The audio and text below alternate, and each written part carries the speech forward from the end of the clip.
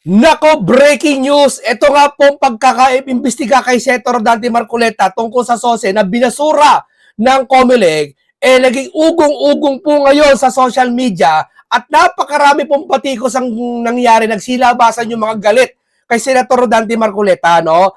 Paano ba naman kasi hindi sila makapaniwala na binasura ng COMELEC yung mismo daw na ebidensya na magpapatunay daw na si Senator Marcoleta ay talagang positive dito sa kaso sa SOSE dahil mismo sa Net25 inamin daw mismo, sabi niya ng netizen, no? Sabi ng mga galit kay Senator Marcoleta, ano ba bang ebidensya hinahanap nyo? Inamin na nga ni Senator Marcoleta na talagang na ano niyo yung SOSE. Kaso may paliwanag ang COMELEC dyan. No? Kaya mo, Senator Marcoleta, nautakan kayo. Una pa lang, alam na ni Senator Marcoleta, asa ng batas? Ang kukulit nyo eh. Ang kukulit nyo. Ayaw nyo maniwala. Pilosopo ka, niya, Marcoleta. Anong batas-batas niya sabi mo? Si Senator Marcoleta, bago yan magsalita, bago yan umami, bago yan magdadaldal yan dyan, napag-aralan niya na yan. Hindi lang yan mag-isa halos. Marami sila dyan na pinag-aralan nila yan. Siyempre, ang ulo niya si Senator Marcoleta. No? Kayo, nautakan kayo, nablap kayo, nautakan kayo. No? Ang masaklap nito, si Pinky, kumagat. Kinagat ni Pinky. Ay, nako. Siyempre, hindi tayo magtataka kung bakit kinagat ni Pinky yan. Ang kapasidad niya, yun lang eh. 'Di ba? Hanggang doon lang kapasidad niya siguro, 'di ba? Yung 805 billion niya, di siya makapaniwala kung paano ma-deliver eh. 'Di ba? Hindi natin magtataka niya. Ngayon, hindi natin alam kung ano sana kung magagalit ba si Pinky dito. Ha? Chorya ko na naman. Na baka ipatawag ni Pinky yan sa Senate sa COMELEC. 'Di ba? Kita niyo naman 'di ba sa Senate hearing, si Cloma pinatawag, yung apo sa tuhod ni Thomas Cloma, 'di ba? Para lang si Senator Marcoleta ipahiya. Ngayon, siguro ba, patawag niya, bakit chorya ko lang, hinala ko lang, kasi siyempre sa inis niya kay Senator Marcoleta, sabi ko nga hindi naman siya bumabawi kay Senator Marcoleta para sa trabaho. Bumabawi siya para mamersonal. Hindi natin alam, ako duda ko, patawag niya ang COMELEC, si Pinky. Imbestigahan, tanungin, bakit ano nangyari. Diba? Gusto niya talaga personalin si Senator Marcoleta. Nangyari na yan sa maraming beses, di ba? Pine-personal niya si Senator Marcoleta. Di ba? Pero yung dapat na pagtuunan niya ng pansin ng flood control, hindi niya inaasikaso, no? O ngayon, ito, paliwanag ng COMELEC at ng abogado na kung bakit ito na dismiss o bakit na basura, pakinggan niyo po ito. Dito mo talaga malalaman kung may utak na utakan kayo, no? Attorney John Rex, magandang hapon po. Magandang hapon po, Sir Jen, Sir Nelson, at sa lahat po ng taga-subaybay ng ating Net25. Magandang hapon po. Opo, ay mukhang nagpalabas na po kayo ng desisyon ukol dito sa issue at kaso na kinakaharap po si Senador Dante Marcoleta. Sa inyo na nga po manggaling, Attorney. Ano ho bang naging desisyon ng ANBANG? Tama po, kaninang tanghali nga po ay tuluyan na po nailabas ng Commission and Bank ang kanilang desisyon sa rekomendasyon po na doon sa ginawang fact-finding investigation. Linawin ko lang po, dito po sa nababanggit nating usapin, wala pong kaso si Senator Marcoleta dito. Ang ginawa po ng COMELEC nito ay nag-initiate ang sarili, motu proprio na fact-finding investigation. At ito po yung naging rekomendasyon. So lumalabas po kasi batay sa fact-finding investigation na yan, batay na rin po sa naunang interview ni Senator Marcoleta sa isang programa, inamin po niya may tinanggap po siyang mga contributions, ngunit hindi niya po ito dineclare sa kadahilanan po na sabi niya ay hindi po pumayag yung mga contributor. So ito po yung nagbunsod sa COMELEC para po siya i-issue na show cause order sometime in November, na-schedule ng hearing sana ng December, na uwi po ng January. So ang kinalabasan, ayon po kasi sa Section 109 ng Omnibus Election Code, obligado ang lahat ng kandidato na ideklara ang lahat ng kanilang contribution na tinanggap, pati na rin ang gasto sa isang statement of contributions and expenditure. Dapat yung pagkakadeklara po ay totoo, buong pangalan, circumstansya, pecha, magkano, at iba pa. Lumalabas po sa puntong ito, meron pong hindi nagawa si Senator Marcoleta. So ang susunod na tanong, dahil nga hindi po niya natupad ng buo yung Section 109, hindi naman po sa hindi natupad lahat, kundi may parte na hindi natupad. Ano ngayon ang kalalabasan nito sa batas? Lumalabas po kasi yung Section 109, bagamat dati, noong 1985 pataas, Kuya, pag yan na hindi mo sinunod, kasong kriminal po yan. Ngunit noong 1991, nung lumabas ang Republic Act 7166, sabi ng Republic Act 7166, yung Section 109 na yan na dating kriminal, hindi na kriminal sa ngayon. Wala nang kasong kriminal. Ayaw nyo kasi maniwala, ayaw nila maniwala kay Senator Marcoleta. Bago i-announce yan sa Net25, di ba naalala nyo kay Senator Marcoleta, sinabi niya, nasan sa batas? Pakitaan mo nga ako ng bata na nagbabawal yung ginawa ko. Sabi ng mga bangag vlogger saka mga pilosopo, wag ka na mag-ano Marcoleta, wag ka na mag-ano, mali ka, pinaglalaban mo pa. Talagang mali, pinaglalaban mo, pro-China ka. Ngayon, one down kayo. Paano pa kaya yung WPS na sinasabi niya? Kaya nga ayaw humarap ni Carpot Sa Senate, ayaw humarap Papatawag si Senator Marcoleta, pati Namria. Bakit? Kasi matutusiro na kayo Di ba? Yan sabi ko, si Thomas Lomac, napatunayan ni Senator Marcoleta. Sabi ni Pinky, si Thomas Lomac doon nakadiscover. Diyos ko po, ang tagal-tagal ko nabubuhay sa mundo. Dati ako nag-history, alam ng karamihan yan dyan, dati ako nag-history, nagtatalakay. Natalakay ko na dati ako o sino nakadiscover ng si Thomas Lomac ba nakadiscover ng GIG? Hindi si Thomas Lomac, pinagpipilitan nito ni Pinky. Di ba? Tama na naman si Senator Marcoleta doon. Ano pa ba? Yan sa pagiging election offense. So ano po ang kahinatnan nito? Pagamat sabi ko nga po, hindi tahasan, buo at kumpletong natupad ni Senator Marcoleta yung regulasyon ng 109, ngunit wala po siyang nilabag na batas na kasong kriminal. At doon po nagtatapos sa parte niya yung investigasyon kung meron bang kasong kriminal o wala. Ngunit sa isang banda, dalawa po kasi ang naging kinahinatnan ng pag-aaral ng tupad. Doon naman sa nagbigay ng contribution.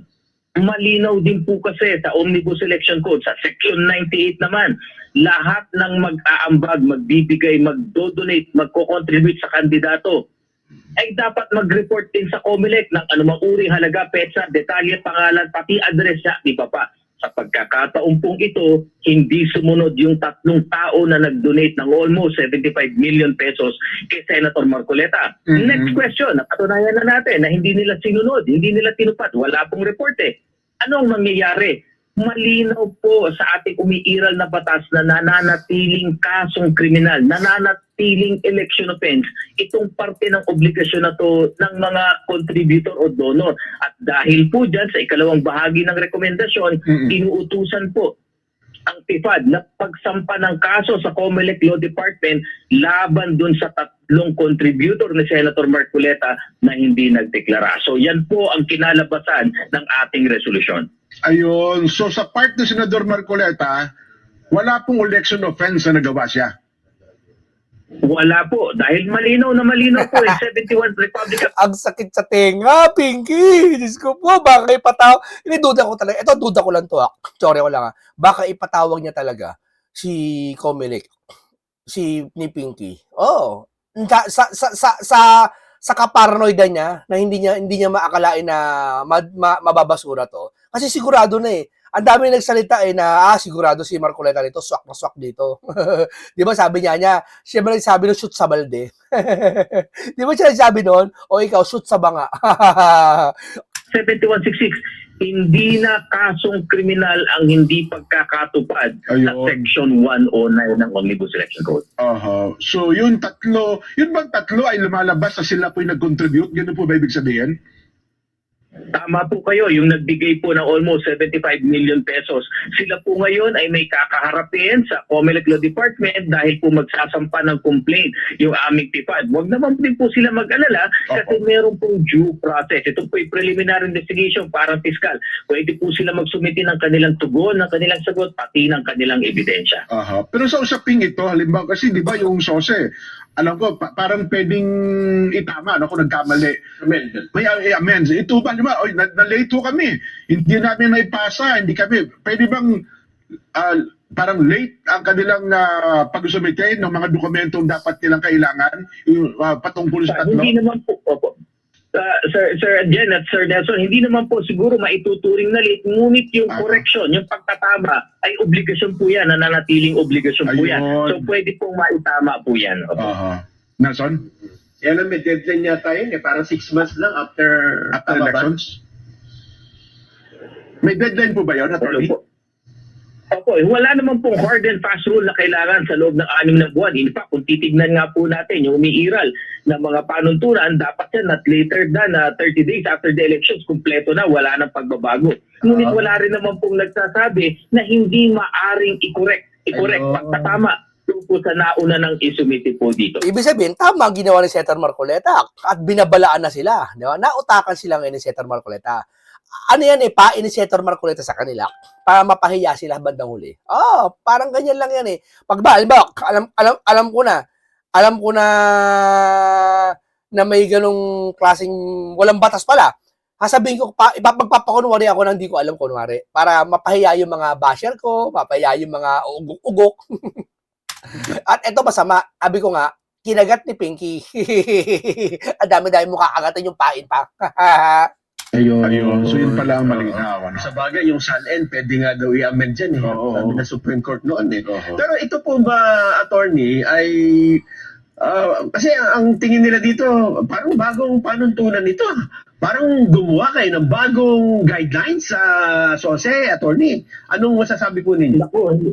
Naku, hindi po. Gaya nga po na napag-usapan natin, yung unang batas, Omnibus Election Code, 1985 yan. At tama naman po, kung nasunod yung dating batas, talagang criminal offense po yan. Ngunit noong 1991, lumabas po ang Republic Act 7166. Ano ang sabi ng Kongreso? Yang mismong Section 109 na nagtatakda, dati kasong kriminal, pag hindi mo nasunod, ay hindi na kasong kriminal. So hindi po ito bago. Nagkataon lang po siguro na yung mga ilang po may pananaw dito, maaring hindi po nila nadaanan yung isa pang batas. Alam niyo po kasi, hindi po iisa ang batas panghalalan. Napakarami pong batas panghalalan. Kaya nga po, COMELEC ang nauna pong nagsusulong nung pagsasubmit namin ng revised Omnibus Election Code. In fact, ginawa po namin ito noong 18th Congress. Hindi po naging batas. Ginawa namin muli noong 19th Congress. Hindi rin po naging batas. Hindi po kami mapapagod. Itong 20th Congress, muli po namin isusulong ang pagre-revisa sa isang makabagong Omnibus Election Code po. Ngayon, dito pala lumilitaw na may obligasyon ang mga campaign contributor na sila magdeklara para kasi kung hindi i-declare nung kandidato, at least doon makikita, di ba? Sa mga contributor. Sa mga contributor, kung sino-sino yung nag-contribute. Tama po ba? Tama po kayo at may isa pa pong aspeto yan kasi pagdating sa buwis. Alam niyo po kasi kapag ang contribution, pagbibigay ng anumang bagay na may halaga ay gagamitin sa kampanyahan. Yun po yung layunin talaga. Wala pong buwis po ito. Hindi po mabubuwisan ito. Ngunit kung tatanggap po sa ordinaryong kalakalan sa Pabor to, talagang mo ipapatawag yata ni Pinky to. Sorry ako lang duda ko lang sa galit nito. Hindi makabawi, hindi makausad Yeah? Halatang si Pinky, gusto makabawi kay Senator Marcoleta. Ang dami niya pinagsasabi. Di ba? Gusto makabawi. Pag ang isang tao na may personal na at trabaho lang dapat gawin, gusto makabawi nun. Araw-araw ng isang contribution, may tuturing po yung donasyon at meron po tayong tinatawag po na donor's tax, may buwis po yan. Siguro isa po yun sa dahilan kung bakit ang batas natin na nagre-require na pareho, yung tatanggap at yung magbibigay ay kailangang may deklarasyon. Ayun. Oo nga. Pero teka lang, naalala ko, di ba meron pong complaint yung grupo ng Bantay Daya, yung kila Attorney Arrow ba yun? Hindi ba kasama ito sa nag-iusapin? Hindi po, dahil po ito po ikaka-endorso pa lamang ng ating Office of the Ombudsman. Ito naman po ay diretsong kasong kriminal. Ayoko pong i-preempt ang aming COMELEC Law Department dahil magsasagawa pa lamang po ng preliminary investigation. Ngunit kailangan din po nating i-distinguish ano ba yung kinakaso doon. Dahil yung tanging jurisdiction po ng COMELEC ay para sa election offense. Kailangan malinaw po yan. Kung ang isang baka po na isinasampa ay hindi election offense, halimbawa po ay katulad ng ibang kasong kriminal na na-define sa revised penal code o kaya po yung katulad sa ibang salin, ibang ahensya po ang may jurisdiction po dyan, hindi po ang COMELEC. Hindi ba sinampa nung Bantay Daya? Hindi ba sa COMELEC nila inihain yun? dalawa po, ano, may nauna po sila sa COMELEC at meron pong inendorso pa ang Office of the Ombudsman. Ngunit sa pauna po, parang may kasama po sa allegation nila na perjury o yung hindi pagsasabi ng totoo. Meron pong ikalawa doon na patungkol sa SALN po. Parang ganun po yan. Ayaw ko pong i-preempt dahil ongoing po ang preliminary investigation dito. Basta ang nililinaw lang po namin, malinaw po at limitado ang jurisdiction ni COMELEC patungkol lamang dapat sa election offense. Opo. Attorney John Rex, maraming salamat at nalinaw niyo po itong bagay na ito. Magandang hapon po. Ang sakit sa tenga ng mga ang sakit sa tenga nito ng mga kalaban ni Senator Marcoleta, naiinis sa kanya. Ang sakit sa tenga, no? Kaya talaga si Senator Marcoleta kasi si Senator Marcoleta po gumagawa ng tama sa bayan. Sabi ng isa diyan yung isang matandang tulpo. Sabi diyan marami daw gagalit kay Senator Marcoleta na kaibigan niya. Ako nga, marami nagagalit sa akin kaibigan ko eh. Di ba? Hindi maiwasan yan eh. Kahit sino, kahit ikaw, kahit mabait ka na nga, magagayat pa rin kaibigan mo sa'yo eh. Marami hindi naiwasan yan. Mas marami magagayat sa'yo, lalo na kung ikaw ay nanindigan sa tama. Sabi ko nga, si Kristo ka, pinako sa krus eh. Di ba? Isipin mo ang bait-bait na ng tao, nagpagaling na may sakit yun. Di ba? Nanindigan sa katotohanan, pinako sa krus eh. Di ba? Ikaw pa kaya huwag mo sabihin sa isang tao, huwag mo husga na maraming galit kay Senator Marcoleta. Walang pakialam kahit kami magalit kahit buong mundo magalit kay Senator Marcoleta. Basta gawin ni Senator Marcoleta yung ginagawa niyang trabaho niya para sa bayan. Yeah? Pakinggan naman natin itong... Salamat po, mabuhay po. Pakinggan naman natin ito si Josh Garcia, yung talagang himay na himay kung bakit talaga nakalusot si Senator Marcoleta rito. Maraming magalit na naman ito. Mga kaibigan, ang tagapagsalita po ng COMELEC, ang ating nakapanayam, Attorney John Rex Laudianco. Nako, si John Rex pa, tagapagsalita pa ng COMELEC yung nakaharap nila. Ibig sabihin, legit na legit talaga. O, ito pa, chairman to. O, dagdag ko pa sa'yo, Pinky, chairman to. Patawag mo to. Yung pangatlo naman po ay yung pong kaso ni Senador Rodante Marcoleta na kung saan ang komisyon, 601 ang voting, ang komisyon ay nagsabi 601 ang voting. Ibig sabihin, 6 na pumabor kay Marcoleta, 0 hindi. At yung isa abstain yata yun. Parang gitna lang. Asartalo na naman to mga bangag vloggers na to at mga pinklawan. Kasi mga pinklawan gustong-gusto maano si Senator Marcoleta. Kasi tinik, hadlang sa kanila si Senator Marcoleta.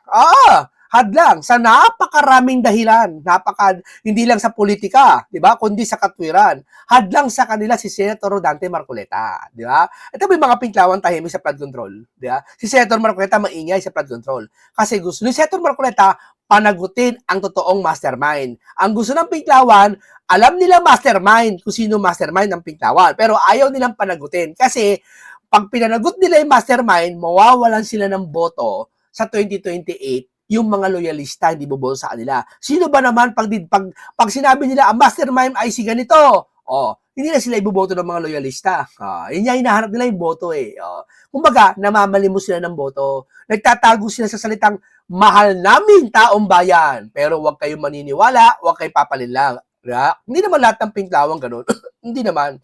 na tineterminate na yung investigasyon patungkol sa kanya doon sa issue ng hindi pagkakatugma ng kanyang SALN at saka SOSE sapagkat ito po ang naging maliwanag sa komisyon sa aming balitaktakan, debate at usapin na ang akusasyon po sa kanya, motu proprio ng aming Political Finance and Affairs Department ay meron siyang hindi na ilagay na isama sa kanyang SOSE, Statement of Contributions and Expenditure, na sinasabi ng kahit sa social media, paano raw siya nagkaroon ng gagastusin samantalang walang nakareflect sa kanyang SALN.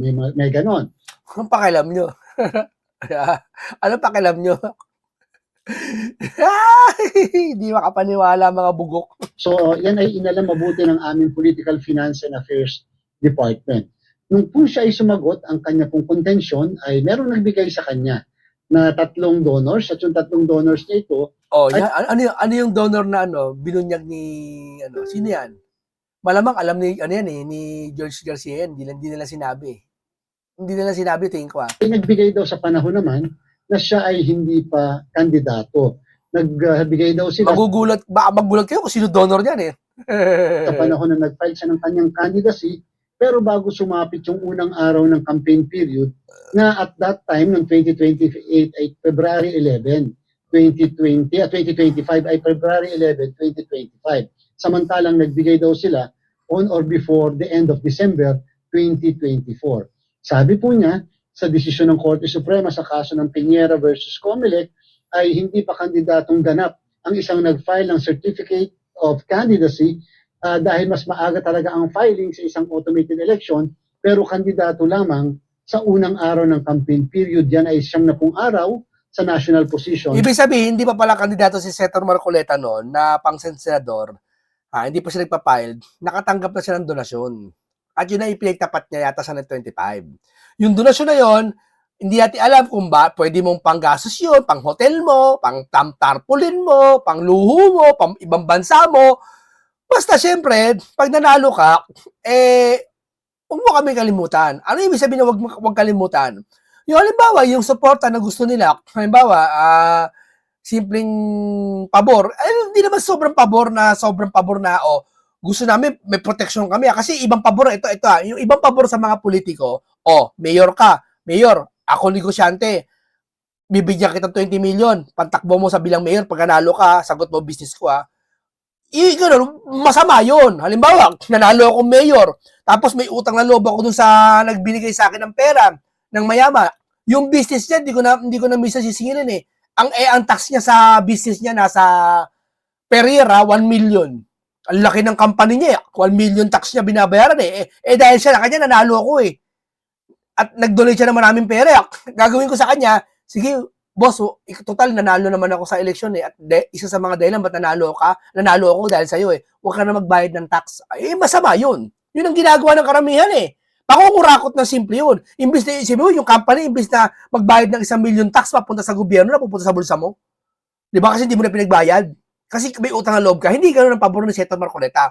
May pabor yun sa maliit na bagay lang. Di ba? Now, ito, ganto. Di ba? Siyempre. Ngayon, ginawa ni Senator Marcoleta, ito pala. At 45 araw sa local na posisyon. Ang determinasyon po ng PIFAD na sinang-ayunan ng Commission and Bank ay number 1, talaga pong sadya sa ating pong umiiral ng Omnibus Election Code na 1985. Kapag ang isang kandidato ay hindi naglabas o hindi nagsulat o hindi lahat nilagay yung dapat na hinihinging dapat nakalagay sa SOSE, yan po ay punishable. Yan po ay isang election offense. Yan po ang nakalagay sa Section 109 ng Omnibus Election Code na dapat ilalagay lahat yung mga dapat na hinihingi ng form ng SOSE. Ngayon po, ang sabi rin po ng Omnibus Election Code, Section 262, ito ay isang kasong kriminal, ito ay isang election offense na may kulong na 1 hanggang 6 na taon. So yung po ang inalam ni PIFPAD namin, ng Political Finance and Affairs Department, sa Jabang, meron siyang criminal liability or pwedeng kasuhan siya ng election offense dahil dyan. Sa pag-research po at malalim na pagtingin dito sa naging kasong ito, nalaman po na meron pala tayong isang batas. Nalaman bigla no? Nalaman meron pala isang batas. Alam na ng Senator Marcoleta yun. Ewan ko sa kanila, ba't di nila alam yun? Hindi rin alam, lalo ni Pinky yun. Republic Act 7166. Yung pong Republic Act 7166, more or less 2007 po yan, yan po ay nagpo-provide ng tinatawag na synchronization of election. At yung pong synchronization of election na yan, Republic Act 7166, na naipasa ng Kongreso at naging batas, meron po siyang provision, Section 14. Nire-reiterate sa Section 14 ang pagpa-file ng SOSE ng lahat ng kandidato. Ngayon po, ang pinaka-importante ay yung Section 39 nung mismong Republic Act 7166, yung batas na binabanggit natin. Lumalabas doon, yung po pala ay ang title noon, repealing clause. Ano pong ibig sabihin? Ito ay isang probisyon ng isang batas na meron siyang mga binabago sa mga nakaraang batas na umiiral patungkol sa parehas na issue or subject matter. Isa po sa binabagong probisyon o nire-repeal, binabaliwala, ay yung pong Section 109 ng Omnibus Election Code. Na ibig sabihin na ito po'y binabaliwala na nangangahulugan, dinidecriminalize ang ibig sabihin. Hindi na siya ginagawang kasong kriminal. Kaya kung ang isang kandidato, base doon sa batas na ito, na Republic Act 7166, ay hindi nagdetalye ng dapat idetalye na nire-require sa kanya ng Section 109, ay hindi na siya liable criminally. Ang sakit sa tenga naman nun, George. Ano ba naman yan? Bakit patawag ka ni Pinky sa sinasabi mo, imbestigahan ka, di ba? Hindi maniniwala yung mga yan eh. Hanggang ngayon, basahin mo yung comment section, hanggang ngayon, hindi sila naniniwala na si Senator Marcoleta na absuelto dyan sa Comelec na yan eh. Wala silang ibang tatakbuhan, wala silang ibang pangangatuiranan, hindi kaya ng kapasidad ng utak nila eh. Kundi yung salitang binayaran. Lagi naman ganyan yung mga yan eh. Pag imposibleng bagay na hindi nila kaya matanggap, kasabihin na bayaran. Nabayaran niya. Nasa batas, hindi nabayaran. Pag-search kayo, o kaya pumunta kayo sa Comelec, sumadya kayo, magtanong kayo doon kung gusto nyo. FOI naman yan, alam ko eh.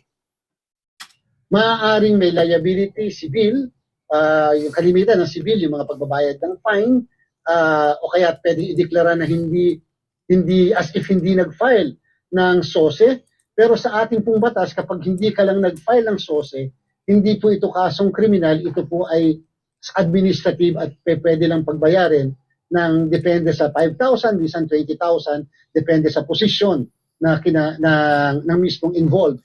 Good job, George. Na respondent. So, lumalabas po yung mismong probisyon na nagmamandato at may parusa na 1 hanggang 6 taon ay nabaliwala na.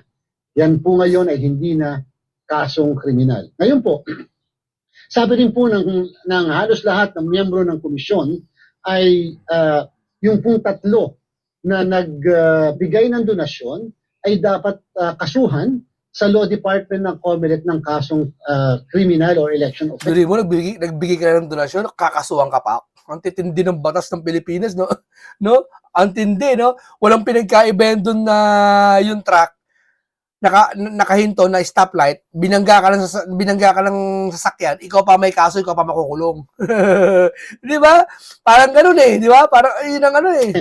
Sapagkat yung pong pagkaka-repeal o pagkakabaliwala o yung pagiging decriminalize noong mismong hindi pagre-report ng tama ay hindi applicable sa mga nag-donate. Ito po ay applicable lamang sa mga kandidato. So sabi po ng PIFAD na nirekomenda sa NBank, dapat kasuhan yung 3 sa Law Department ng Komisyon upang magkaroon ng formal na preliminary investigation. Yun naman po rin ay sinang-ayunan ng Commission and Bank at therefore maaaring i-file na rin po yung kaso dyan sa Law Department natin. At yan naman po yung magkakaroon pa rin ng proseso, may due process na tinatawag sapagkat yung Law Department ng Comelec ay parang magiging piskalya. Magde-determine kung talaga bang may probable cause o talagang dapat kasuhan yung mga nabanggit na individual ng kasong election offense sa ating regional trial court. Pagkatapos yun ay madala muli sa Commission and Bank kung sasang-ayunan namin o hindi yung naging pasya ng Law Department later. Ang inyo pong lingkod ay hindi po nag-participate dahil po nag-inhibit as early as November of 2025. Hindi naman po lingid sa kaalaman ng lahat yung mga alingas-ngas na nangyari sa akin at yung pong ating respondent noong mga pangyayari mga 1 taon na mahigit ang nakalilipas na nagkaroon ng matinding balitaktakan kami. Ayaw po natin na ma-impluensyahan, maapektuhan ang disposisyon ng komisyon dahil Hindi, Sir George, Sir George. Ganito talaga para patas. Napapabalita kasi may maleta ka rin daw tinanggap eh. Hindi man rekta sa'yo, pero may sinasabi ng 18 Marines na maleta tungkol sa inyo. Sa'yo, no? Diyan sa ano mo. Alam mo, mas maganda, Sir, kung talagang wala, mag-volunteer ka sa sarili mo na magkanda ka. Kaya ka sabi ko nga, mas maganda investigasyon ni Pinky. Kaya, para makapagsalita si George, hindi pwede siya magsalita sa sukusa niya. Dapat nasa Senate hearing ka. Formal tayo, nakapanumpa ka, lahat. Diba? Para may contempt, ganyan. Punta kayo doon. patunayan natin na hindi totoo. Di ba? Eh, alingas yung sa sinasabi mo. Di ba? Para parehas tayo. Di ba? Wala pa naman naniniwala na talagang totoo na binigyan ka ng maleta eh. Sabi pa lang yon. Kaya nga dapat imbestigahan. Kaya nga, ang sama nito ni Pinky ayaw mag-imbestiga. Di ba? Ang laki ng damage ng ginagawa niya sa Pilipinas. Di ba? Baka sabihin ay gumaganti, may sama ng loob, or whatever. Ayaw po natin, ang gusto natin, maging fair ang magiging desisyon ng komisyon at hindi ito mahahaluan. Ganun ang chairman pa ang na-involve doon sa mismong balitaktakan na yon. So para po ito'y maging maayos, ay minarapat po natin na hindi mag-participate dito sa Commission and Bank resolution na ito. So yan po ang maliwanag na wala po kasi tayong batas sa kasalukuyan. Oh, narinig mo, Pinky, ha? Walang batas sa kasalukuyan. Sinabi na niya. Sinabi pa ni Senator Marcoleta yan matagal na. Ang sabi, walang batas na magpagsasabi sa kanyang ginawa. Napakalinaw eh. Di ba? Di ba kayo maniniwala? Ha? Alam na ni Senator Marcoleta na nauunawaan niya lahat. Nalinlang kayo, nautakan kayo ni Senator Marcoleta. Ganun ang ginawa niya. Kinagat ni Pinky. Maliwanag po yan. Napaliwanag pong mabuti yan doon sa resolusyon na magpapanish, magkakaso, magpapakulong dahil lamang doon sa hindi pagdideklara. Ngayon, baka po kasi itanong, paano yung sa SALN, yung baka hindi tumutugma o yung hindi nakapagsabi ng totoo, wala na po sa jurisdiction ni COMELEC yan. Wala sa jurisdiction ng COMELEC. Pinky, ano ka ngayon, ha? Ano kayo ngayon? Sige! Ha? 1-0 na kayo, ha? 2-0 na nga eh. Yung Thomas Loma eh. Hindi naman nakadiscover eh. O, ano magiging 3-0 pa yan? Doon, pag pinatawag ni Senator Marcoleta, Amna Maria at si Carpuet. Yung nagsasabi ng lowest rank, ha? Pag yan, natawag kayo at napahiya kayo, 3-0 na kayo. Antindi talaga si Senator Marcoleta. Very good, very good. Maaaring may iba pong opisina na involved o may ibang batas na involved dyan, pero definitely wala na po sa Omnibus Election Code. Yun po yung maliwanag. Okay, maraming salamat po sa inyo. Maraming salamat, George Garcia, sa pagkakataong ito. Sa'yo ako ngayon. Ngayon lang sa pagkakataon lang ito Pero syempre, yung may issue ka, dapat pong obligasyon mong sagutin. At hindi lang sagutin, formal mong ipahayag na patunayan mo dito totoo yun. Diba? Sana nga si Pinky mag-imbestiga to eh. Diba? Sabi ko nga sa inyo, marami apektadong tao eh. Imbestiga ka. Diba? O ayaw mo. Diba? Ayaw mo. So, isa lang ibig sabihin nun, ayaw mo malaman kung sino mastermind. Diba? Yun lang yun. Ayaw mo mapukol. Diba? O maraming salamat. Isang matalinong talakayan, isang masustansyang pag-uusap, isang maraming matututunan na pagkukwento natin ngayon. Ingat lagi kayo. Maraming salamat sa inyo. Paalam.